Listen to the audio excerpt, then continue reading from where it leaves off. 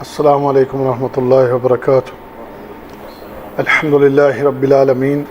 والصلاة والسلام علی رسولہ الکریم وعلی آلہ وصحبہ اجمعین وبعد۔ حدیث نمبر 205 عن عمر ابن الخطاب رضی اللہ عنہ قال قلت یا رسول اللہ صلی اللہ علیہ وسلم انی کنت نظرت فی الجاہلیہ ان اعتکف لیلہ وفی روایہ یوما فی المسجد الحرام قال اوف بنذرک ولم یذکر بعد الرباع یوما ولا لیلہ۔ عمر بن خطاب سے روایت ہے رضی اللہ تعالی عنہ کہ میں نے نبی کریم صلی اللہ علیہ وسلم سے عرض کی کہ میں نے زمانہ جاہلیت میں نظر مانی تھی کہ میں ایک رات اعتکاف بیٹھوں گا، اور ایک روایت میں کہ مسجد حرام میں ایک دن اعتکاف کروں گا۔ نبی کریم صلی اللہ علیہ وسلم نے فرمایا اپنی نظر کو پورا کرو۔ بعض راویوں نے اسی حدیث کو بیان کیا ہے لیکن اس میں انہوں نے دن اور رات کا تذکرہ نہیں کیا۔ کنت نظر تو میں نے نظر مانی تھی فی الجاہلیہ جاہلیت کے دور میں ان اعتکف لیلہ کہ میں اعتکاف کروں ایک رات، اوف بنذرک اپنی نظر کو پورا کرو۔ عمر بن خطاب رضی اللہ تعالیٰ عنہ کہ انہوں نے نبی کریم صلی اللہ علیہ وسلم سے ایک مسئلہ پوچھا ہے، اور مسئلہ ہے نظر کے حوالے سے، اور نظر بھی یہ مانی تھی کہ وہ مسجد حرام میں ایک دن یا ایک رات کا اعتکاف کریں گے۔ اور یہ جو نظر مانی ان ایام میں مانی تھی جب حضرت عمر ابھی مسلمان نہیں ہوئے تھے، تو اپنے اس زمانے کی مانی ہوئی نظر کے بارے میں نبی کریم صلی اللہ علیہ وسلم سے سوال کیا، تو آپ نے پھر جواب دیا اوف بنذرک کہ آپ اپنی اس نظر کو پورا کریں۔ تو نظر ایک ایسی چیز ہے کہ اگر کوئی انسان کوئی ایسی نظر مانتا ہے جو خلاف شرع نہ ہو، شرعی حدود میں رہتے ہوئے کسی چیز کی، یعنی نظر ماننا ایک تو یقیناً آپ کو علم ہی ہوگا کہ آپ کو کہتے ہیں کہ میرا کوئی فلاں کام اگر ہو جاتا ہے، یعنی مجھے میرے کام میں کوئی کامیابی مل جاتی ہے، کوئی ترقی ہو جاتی ہے، کوئی دینی یا دنیاوی فائدہ مجھے حاصل ہوتا ہے، تو میں اس خوشی میں یا شکرانے کے طور پر میں اتنے نفل پڑھوں گا، یا میں کوئی جانور قربان کروں گا، یا میں حج پر جاؤں گا، عمرے پر جاؤں گا، یا کوئی نفلی روزے رکھوں گا۔ تو اس طرح جو بھی آپ نظر مان لیتے ہیں اور وہ کام آپ کا ہو جاتا ہے، تو پھر اب اس نظر کو پورا کرنا واجب ہے، لازم ہے کہ آپ اس نظر کو پورا کریں۔ تو خلاف شرع کوئی اگر کوئی نظر مانی ہو تو اس کا پورا کرنا جائز نہیں ہے، جیسے بعض لوگ یہ نظریں مانتے ہیں ہمارے ملک میں کہ میرا فلاں کام ہو جائے گا تو میں فلاں دربار پہ جا کر چادر چڑھاؤں گا، میرا اگر فلاں کام ہو گیا تو میں فلاں دربار پہ جا کر دیے جلاؤں گا، میرا فلاں کام ہو گیا تو وہاں جا کے ایک قبر پہ فلاں جانور کو ذبح کروں گا۔ تو یہ خلاف شرع نظر ہے، ایسی نظر کا پورا کرنا یہ جائز نہیں، بلکہ اگر کوئی ایسی نظر پوری کرے گا تو وہ حرام کام کرے گا، اس کو چھوڑ دے، وہ کوئی نظر نہیں ہے۔ لیکن کوئی ایسی نظر مانی ہے جو شرعی حدود میں رہتے ہوئے ہے تو اس کا پورا کرنا واجب ہے۔ تو عمر بن خطاب رضی اللہ تعالی عنہ انہوں نے نظر بھی ان ایام میں مانی ہے جب وہ مسلمان نہیں ہیں، لیکن جو نظر مانی ہے وہ بالکل جائز ہے کہ میں مسجد حرام میں ایک دن کا یا ایک رات کا اعتکاف کروں۔ تو نبی کریم صلی اللہ علیہ وسلم نے اس نظر کو پورے کرنے کا حکم دیا، اور آپ نے فرمایا کہ اپنی اس نظر کو تم پورا کرو۔ ہمارے ملکوں میں بعض لوگ یہ نظر مانتے ہیں کہ اگر ان کے ہاں بیٹا پیدا ہوا تو اس بیٹا کے پیدا ہونے پر اس کا نام اپنے پیروں کے نام پر رکھیں گے۔ بعض لوگوں نے اپنے بچوں کے بال چھوڑنے کی نظر مانی ہوتی ہے، کچھ لوگ دیکھیں گے یہ خاص کر ہمارے ملک میں ہوتا ہے، تھوڑے سے بال چھوڑے ہوتے ہیں وہ ایک لمبی لٹ سی ہو جاتی ہے، اور وہ کیا ہوتا ہے جی کہ وہ نظر مانی تھی انہوں نے کہ ہمارے بچہ ہوگا تو ہم اس کے کچھ بال پیر صاحب کے نام کے چھوڑ دیں گے یا فلاں سرکار کے نام کے چھوڑ دیں گے۔ تو یہ ساری گھٹیا قسم کی نظر ہے، حرام ہے، اور کسی نے ایسا کیا ہوا ہے تو وہ اس سے رجوع کرے، اس کے بالوں کو کاٹ دے، وہ اس کے بال برابر کر دے۔ اس طرح اگر کسی نے کوئی عمل جاری رکھا ہوا ہے تو اس کے لیے حرام ہے ایسا کام کرنا۔ ایسی کوئی بھی نظر کوئی اگر کسی نے مانی ہوئی ہے یا اس پر چل رہا ہے تو اس کے لیے حکم ہے کہ اس کو ترک کرے، اور کوئی شرعی اگر حدود میں رہتے ہوئے معاملہ ہے تو اسے اپنی نظر پوری کرنی ہوگی۔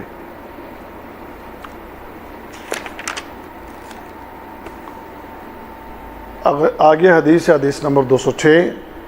عن صفیۃ بنت حی رضی اللہ عنہ قالت کان رسول اللہ صلی اللہ علیہ وسلم معتکفا فی المسجد وأتيته أزوره ليلة فحدثته ثم قمت لأنقلب فقام معي ليقلبني وكان مسكنها في دار أسامة بن زيد فمر رجلان من الأنصار فلما رأيا رسول الله صلى الله عليه وسلم أسرع في المشي فقال صلى الله عليه وسلم على رسلكما إنها صفية بنت حي فقال سبحان الله يا رسول الله فقال إن الشيطان يجري من ابن آدم مجرى الدم وإني خفت أن يقذف في قلوبكما الشر أو قال شيئا وفي رواية أنها جاءت تزوره في اعتكافه في المسجد في العشر الأواخر من رمضان فتحدثت عنده الساعة ثم قامت تنقلب فقام النبي صلى الله عليه وسلم معها يقلبها حتى إذا بلغت باب المسجد عند باب أم سلمة ثم ذكره بمعنى متفق علیہ۔ صفیہ بنت حی رضی اللہ عنہا ان سے روایت ہے، کہتی ہیں کہ رسول اللہ صلی اللہ علیہ وسلم مسجد میں اعتکاف بیٹھے ہوئے تھے، میں آپ کے پاس زیارت کے لیے رات کے وقت آئی، میں نے آپ سے باتیں کی، پھر کھڑی ہوئی تاکہ پلٹ جاؤں، تو آپ بھی مجھے واپس کرنے کے لیے کھڑے ہوئے۔ حضرت صفیہ رضی اللہ عنہ کی رہائش حضرت اسامہ بن زید کے گھر تھی، انصار کے دو آدمی وہاں سے گزرے، جب ان دونوں نے رسول اللہ صلی اللہ علیہ وسلم کو دیکھا تو جلدی جلدی چل پڑے۔ نبی کریم صلی اللہ علیہ وسلم نے ارشاد فرمایا دونوں ٹھہر جاؤ، سنو یہ میری بیوی صفیہ بنت حی ہے۔ دونوں نے کہا سبحان اللہ یا رسول اللہ صلی اللہ علیہ وسلم۔ آپ نے فرمایا شیطان ابن آدم کی رگوں میں دوڑتا ہے، مجھے اندیشہ ہے کہ وہ کہیں تم دونوں کے دلوں میں کوئی شرارت نہ ڈال دے، یا فرمایا کوئی چیز نہ ڈال دے۔ ایک روایت میں ہے کہ وہ ملاقات کے لیے مسجد میں رمضان کے آخری عشرے میں آپ صلی اللہ علیہ وسلم کے اعتکاف بیٹھنے کی جگہ آئیں، آپ کے ساتھ اس نے کچھ دیر باتیں کی، پھر اٹھی واپس جانے لگی، تو نبی کریم صلی اللہ علیہ وسلم نے انہیں واپس بھیجنے کے لیے اٹھے، یہاں تک کہ وہ مسجد کے دروازے تک پہنچی جو حضرت ام سلمہ رضی اللہ عنہا کے دروازے کے پاس تھا۔ اس کے آگے وہی بیان ہوا ہے جو حدیث میں پیچھے بیان ہوا۔ ازورہ لیلہ، آپ کی زیارت کروں رات کو، حدثتہ، میں نے آپ سے باتیں کی، قمت، میں کھڑی ہوئی، لانقلب، تاکہ واپس پلٹوں، فقام معی، تو آپ بھی میرے ساتھ کھڑے ہوئے، لیقلبنی، تاکہ آپ مجھے واپس کریں، مسکنھا، اس کی رہائش، فمر رجلان، دو شخص گزرے، اسرع فی المشی، دونوں نے چلنے میں جلدی کی، علی رسلکما، ذرا ٹھہریے، یجری من ابن آدم، چلتا ہے ابن آدم میں، مجرى الدم، خون کے چلنے کی جگہ، جاءت، وہ آئی، تحدثت، اس نے گفتگو کی، ثم قامت تنقلب، پھر وہ کھڑی ہوئی تاکہ واپس جائیں۔ ایک واقعہ ہے کہ جس میں نبی کریم صلی اللہ علیہ وسلم اعتکاف میں بیٹھے ہوئے تھے، تو ان ایام میں آپ کی بیوی حضرت صفیہ بنت حی رضی اللہ تعالی عنہا وہ آپ کی زیارت کے لیے مسجد میں آ گئی، اور وہ جب آئیں تو وہ پھر آپ کے پاس بیٹھی بھی، اور آپ نے بیٹھ کر کچھ دیر باتیں بھی کی۔ تو اس سے ایک تو یہ پتہ چلتا ہے کہ مسجد میں اگر کوئی شخص بیٹھا ہے تو اس کی ملاقات کے لیے جا سکتے ہیں، اور اس ملاقات میں اس کے پاس بیٹھ کے کوئی ضروری باتیں جو ہیں وہ کی جا سکتی ہیں، لیکن کوئی تجارت، کوئی کاروبار اور دنیا کی ادھر ادھر کی باتیں ہانکنا یہ جائز نہیں ہے۔ یقیناً یہ نبی کا گھرانہ ہے اور ان کی تربیت ہے، اور خود نبی کریم صلی اللہ علیہ وسلم کے ساتھ یہ معاملہ ہے،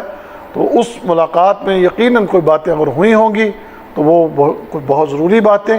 یا کوئی دین کے حوالے سے مسئلے مسائل کچھ اس قسم کی گفتگو ہوئی ہوگی۔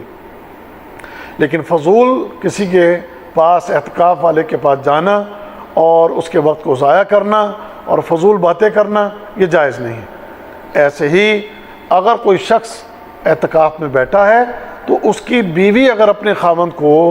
اس کی زیارت کے لیے جانا چاہتی ہے تو اس حدیث سے پتہ چلتا ہے کہ ایک بیوی اپنے خاوند کو اس کے اعتکاف میں جا کر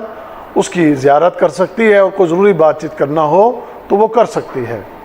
لیکن یہ بات ہمیشہ ذہن میں رہے اور ذہن میں رکھیں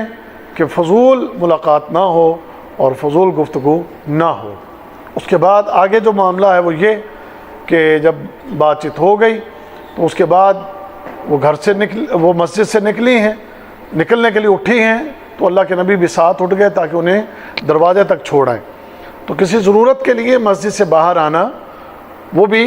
اعتکاف کرنے والے کے لیے جائز ہے، جیسے ہم نے پچھلے درس میں بھی یہ بات کی تھی۔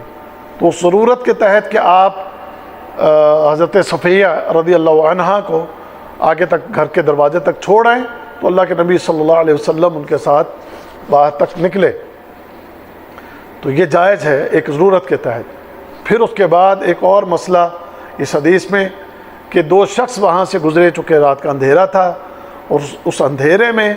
ممکن ہے، یہ شک تھا کہ وہ دونوں شخص اپنے دل میں کوئی ایسی بات نہ لے آئیں، کوئی بدگمانی پیدا نہ ہو جائے کہ اس وقت میں کون عورت ہے جو نبی کریم صلی اللہ علیہ وسلم کے ساتھ کھڑی ہے۔ تو آپ نے ان دونوں کو بلایا، وہ دونوں تھوڑے ڈرے اور تیز چلے، لیکن آپ نے ان کو بلایا اور روکا اور فرمایا بات سنو، یہ جو میرے ساتھ ہے یہ میری بیوی ہے۔ تو وہ دونوں وہاں پر تھوڑا ایک دم اس پر تھوڑے پریشان بھی ہوئے اور کہا کہ اللہ کے نبی صلی اللہ علیہ وسلم سبحان اللہ، ہم آپ پر کیسے کوئی غلط بات سوچ سکتے ہیں؟ تو آپ نے وضاحت فرمائی کہ دیکھو شیطان انسان کی رگوں میں دوڑتا ہے اور وہ کوئی بھی شر تمہارے دل کے اندر پیدا کر سکتا ہے اور تمہارے دل میں یہ بات پیدا ہو سکتی ہے۔ تو اس سے ایک تو بات یہ پتہ چلی کہ فتنے سے بچنے کے لیے اور فتنے کے سد باب کے لیے انسان کو ایک آسن طریقے سے اس کا خاتمہ کرنے کے لیے ایک اپنا جو ہے بصیرت کے ساتھ ایک کردار ادا کرنا چاہیے، اور کوئی وضاحت کرنی پڑے اس کی وضاحت کرنی چاہیے۔ اور یہاں کون وضاحت کر رہا ہے؟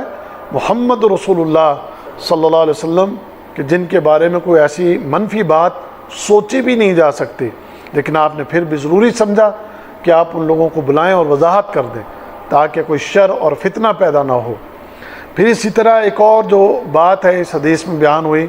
کہ آپ نے فرمایا کہ شیطان انسان کی رگوں میں دوڑتا ہے۔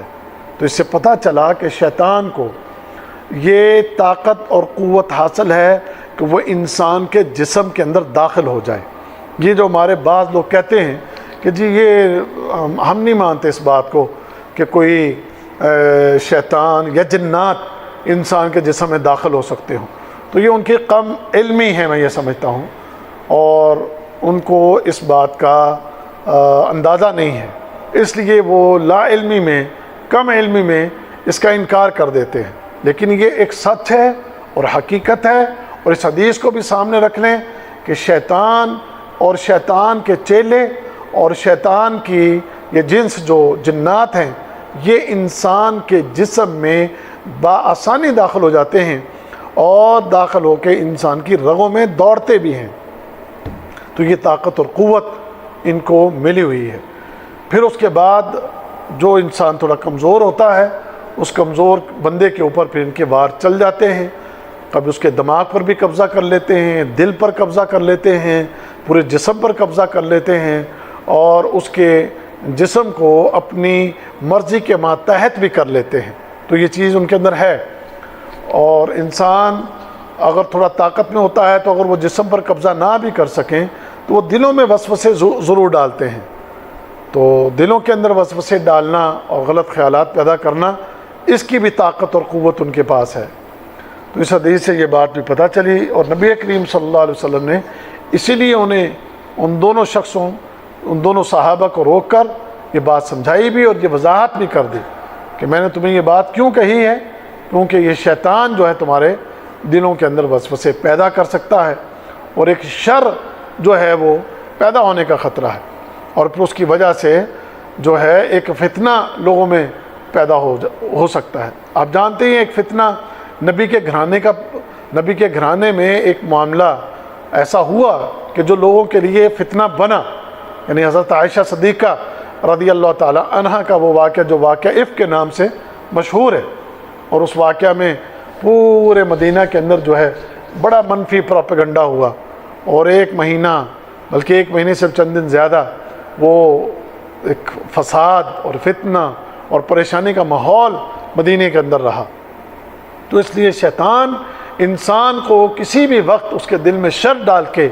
فتنہ پیدا کر سکتا ہے، چاہے وہ فتنہ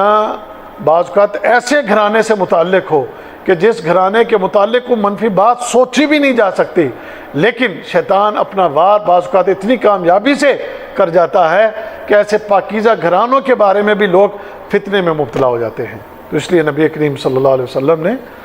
ان کو جو ہے وہ روک کر یہ بات سمجھائی۔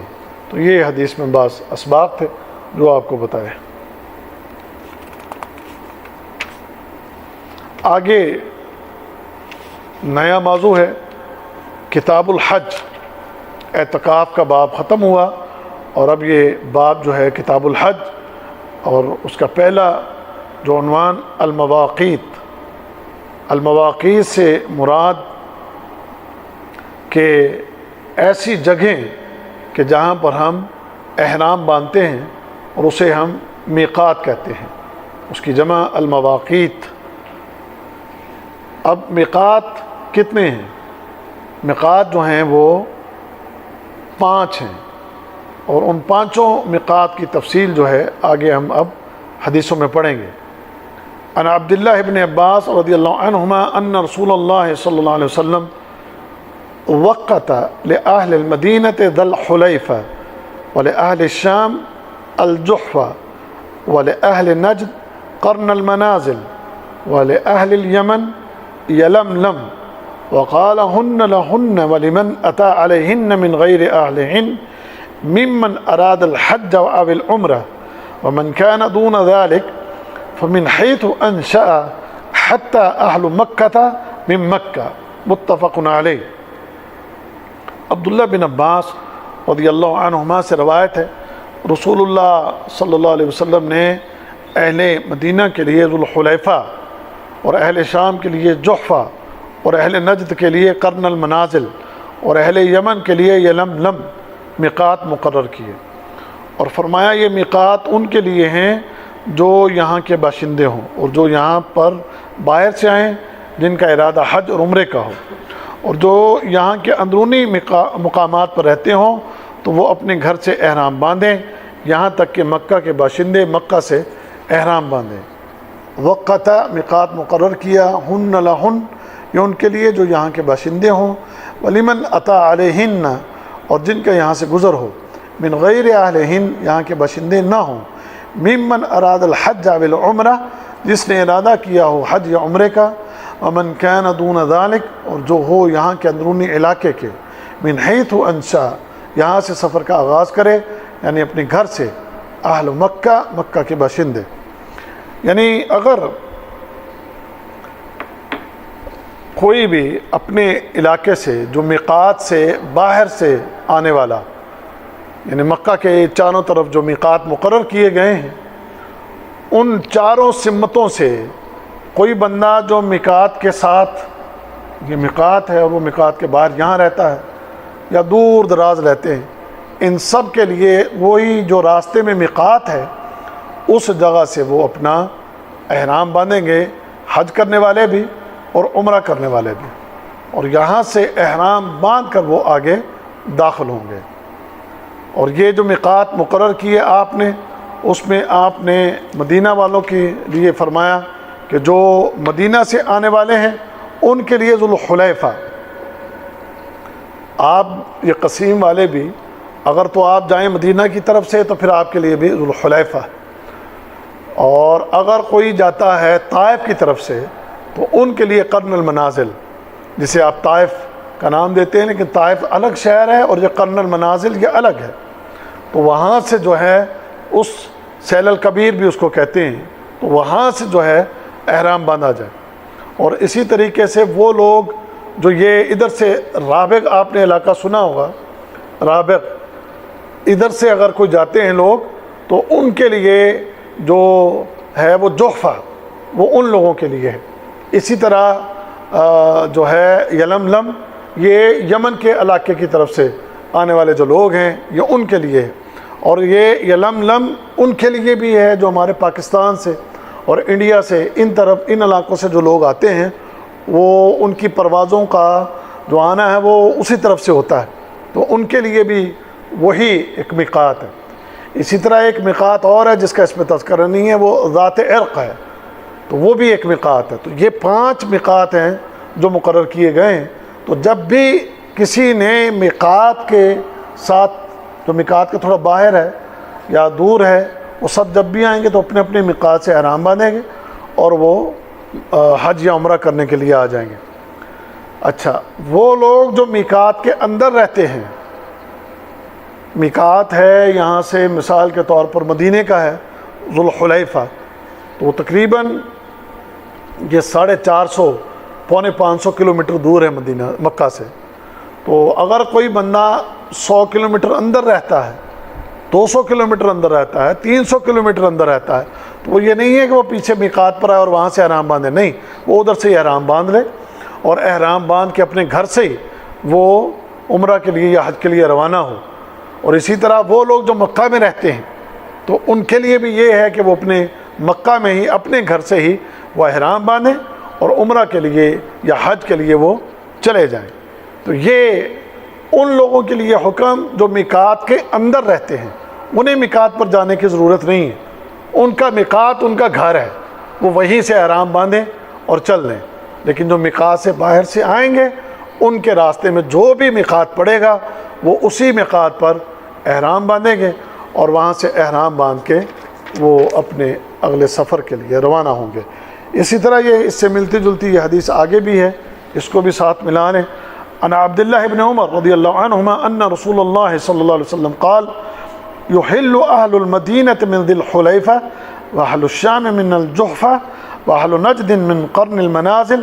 قال عبداللہ وبلغنی ان رسول اللہ صلی اللہ علیہ وسلم قال ويحل اہل الیمن من یلملم متفق علیہ۔ عبداللہ بن عمر رضی اللہ عنہما سے روایت ہے، رسول اللہ صلی اللہ علیہ وسلم نے فرمایا، مدینہ منورہ کے باشندے ذوالحلیفہ سے احرام باندھیں، شام کے باشندے جحفہ سے اور نجد کے باشندے قرن المنازل سے احرام باندھیں۔ حضرت عبداللہ رضی اللہ عنہ فرماتے ہیں کہ مجھ تک یہ بات پہنچی کہ رسول اللہ صلی اللہ علیہ وسلم نے ارشاد فرمایا، یمن کے باشندے یلملم سے احرام باندھیں۔ تو وہی احرام کی یہ باندھنے کی جو میقات کے حوالے سے تفصیل ہے۔ آگے یہ مفہوم حدیث میں یہ جتنے بھی میقات ہیں ان کی تھوڑی وضاحت ہے کہ یہ جو ذوالحلیفہ ہے یہ کہاں ہے؟ یہ مسجد نبوی سے 13 کلومیٹر کے فاصلے پر ایک وادی ہے۔ یہ وہ وادی ہے جسے اب یار علی بھی کہتے ہیں۔ تو وہ وادی، وہاں پر جو ہے یہ مسجد ہے میقات کی ذوالحلیفہ پر، تو وہاں سے حج کا یا عمرے کا احرام باندھا جاتا ہے۔ اور یہ مدینہ سے یعنی 13 کلومیٹر باہر ہے، تو ادھر سے مکہ سے یہ تقریباً 480 یا 85 یا 490 کے قریب تقریباً یہ کلومیٹر وہاں سے پہلے آتی ہے۔ اور جحفہ یہ بحر حمر سے 10 کلومیٹر کے فاصلے پر واقع وادی کا نام ہے، جو کہتے ہیں کہ آج کل ویران ہے۔ حج و عمرہ کی نیت سے سفر کرنے والے آج کل یہ جو رابغ شہر ہے وہاں سے ہی تقریباً احرام باندھتے، یہ بڑا مشہور اور معروف شہر ہے۔ یہ وادی جموم کے راستے مکہ معظمہ سے 186 کلومیٹر کے فاصلے پر ہے۔ تو لبنان، شام، اردن، فلسطین، مصر، سوڈان، افریقی ملک کے جو لوگ ہیں اور سعودی عرب کے شمالی علاقے کے جو لوگ ہیں وہ یہیں سے گزرتے ہیں اور یہاں سے گزرتے ہوئے وہ جحفہ سے اپنا احرام باندھتے ہیں۔ اور قرن المنازل یہ طائف کی طرف جاتے ہوئے تقریباً 78 کلومیٹر فاصلے پر واقع ہے، یعنی کہ مکہ سے تقریباً 78 کلومیٹر پہلے یہ جگہ آتی ہے، اور آپ اکثر ہمارے یہاں کے جتنے بھی قصیم کے لوگ ہیں وہ زیادہ تر یہیں سے گزرتے ہیں، اور آپ سب نے تو یقیناً عمرہ کر رکھا ہے اور آپ نے یہ میقات دیکھا ہوا ہے۔ اور ان راستوں سے خلیجی ریاستوں کے عراق، ایران، مشرق کی جانب سے گزرنے والے لوگ بھی یہیں سے احرام باندھتے ہیں۔ یہ لملم یہ مکہ سے 120 کلومیٹر دور ہے،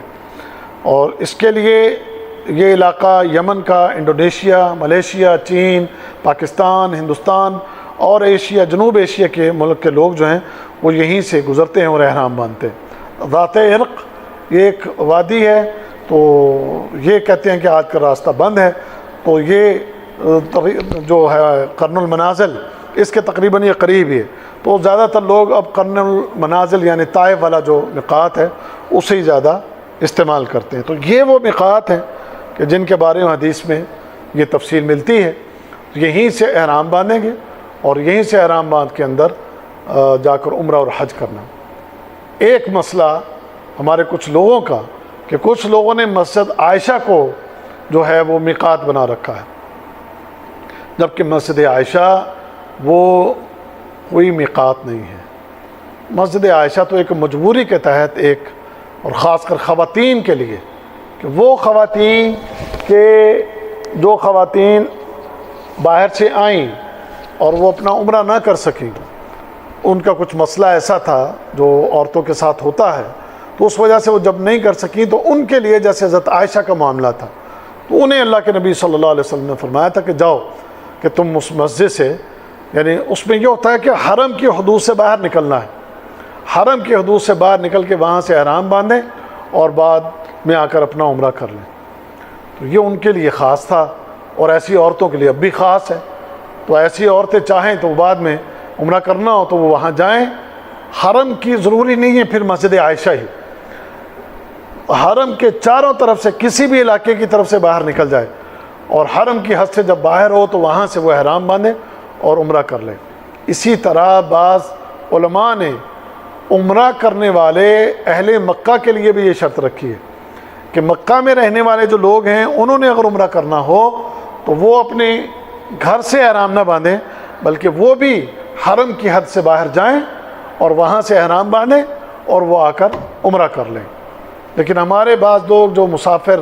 باہر سے آتے ہیں، یا قصیم سے بھی جاتے ہیں، ریاض سے بھی جاتے ہیں، انڈیا پاکستان سے بھی آتے ہیں، تو وہ ایک عمرہ کر لیا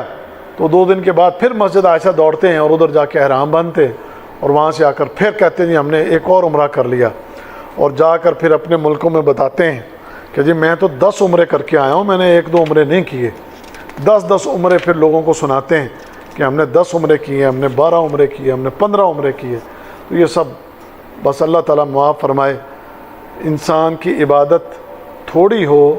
اس میں اخلاص ہو اور سنت طریقے کے مطابق ہو، اسی کا وزن ہے۔ اور اگر آپ کا عمل سنت طریقے کے مطابق نہیں ہے اور اس میں اخلاص نہیں ہے، آپ 10 چھوڑ کے 1000 بھی عمرہ کر لو تو وہ نجات کا ذریعہ نہیں بنے گا، بلکہ وہ گلے کا پھندا بن جائے گا اور اس کے لیے جہنم میں جانے کا سبب بن جائے گا۔ تو اللہ تعالیٰ سمجھ عطا فرمائے۔ باقی انشاءاللہ یہ کل پڑھیں گے، ٹھیک ہے۔ یہ میقات پڑھ لیا، اگلا باب احرام کا ہے اور پھر اس کے بعد تلبیہ کا ہے، تو اس پر انشاءاللہ کل درس ہوگا، ٹھیک ہے۔ سبحانک اللہم و بحمدک اشہد ان لا الہ الا انت استغفرک۔